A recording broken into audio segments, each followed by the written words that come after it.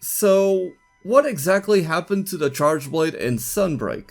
It feels like not too long ago, people were complaining in the Monster Hunter community about the Charge Blade not being all that great. In fact, a lot of people, Charge Blade mains especially, were saying that the weapon felt terrible to use, especially when compared to how good it was and how great it felt to use in its previous iteration in Monster Hunter World and Iceborne.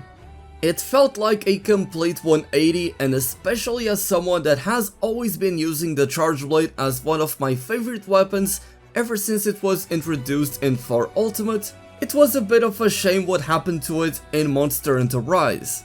The weapon didn't deal a lot of damage, and both Amped Elemental Discharge and especially the Super Amped Elemental Discharge ended up being underwhelming.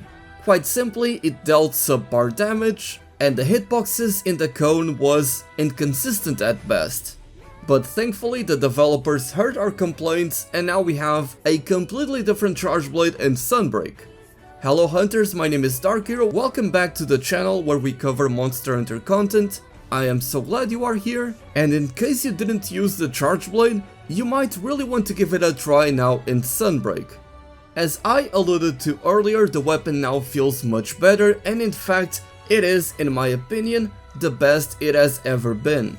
The weapon now sits very close to the top of speedrun charts, and while that may not be the best indicator for how good a weapon is, it certainly demonstrates the ceiling the Charge Blade can reach.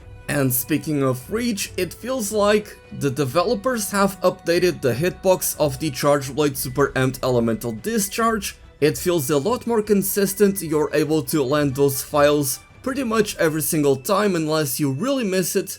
So as long as you aim it somewhat accurately, you're going to land that SAED 99% of the time.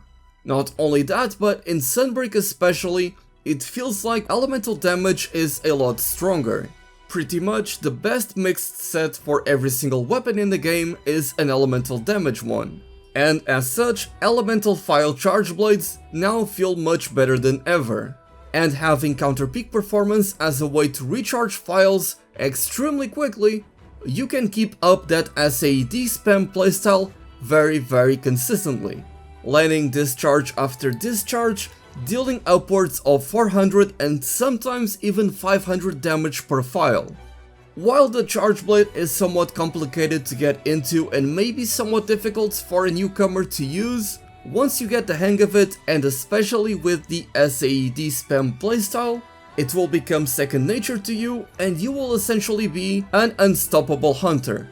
The new switch skill firing pin is also a great tool that the Charge Blade received that will help not only the elemental SAED spam playstyle of the weapon, but pretty much every single Charge Blade playstyle benefits from using firing pin, as it is extra file damage for free. As for the 2 new Silkbind attacks that the Charge Blade received, Air Dash doesn't seem to be all that amazing, but it is particularly useful in many different ways. Firstly, it is fantastic with the Spinning Axe playstyle of the Charge Blade, as it will deal a surprising amount of damage if you have Condensed Spinning Axe activated, and you can also use this Air Dash Silkbind to dodge out of the way by performing a file explosion after going into the air.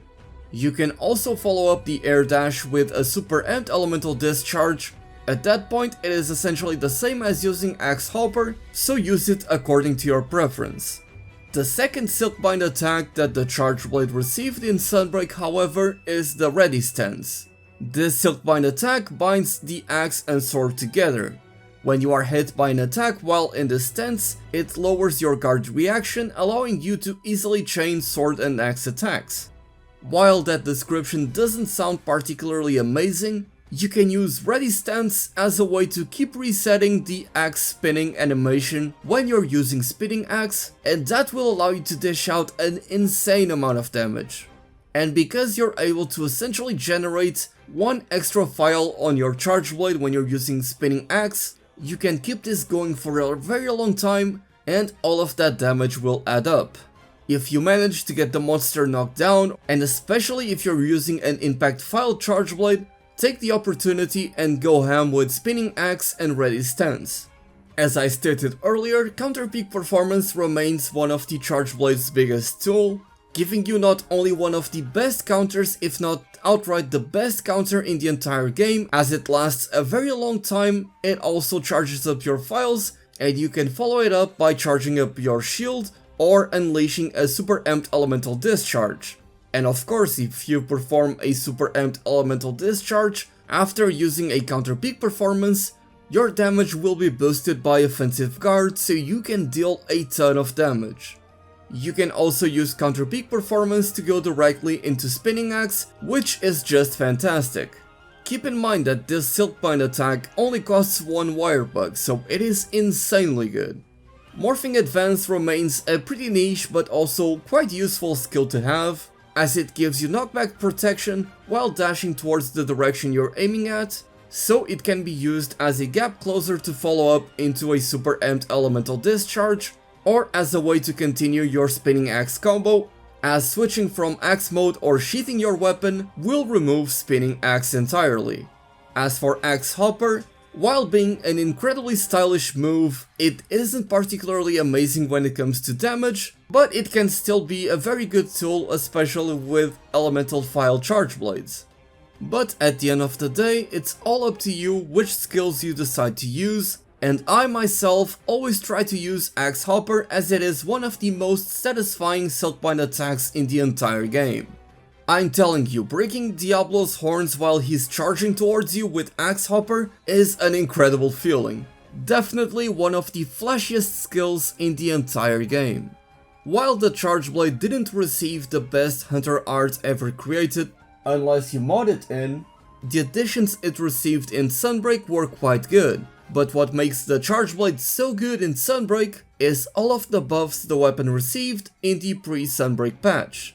It's a huge list of changes to go through, so I won't tell you all of them here, but essentially the weapon just feels a lot better to use. And with these new title updates, Charge Blade users keep receiving different tools to add to their kit.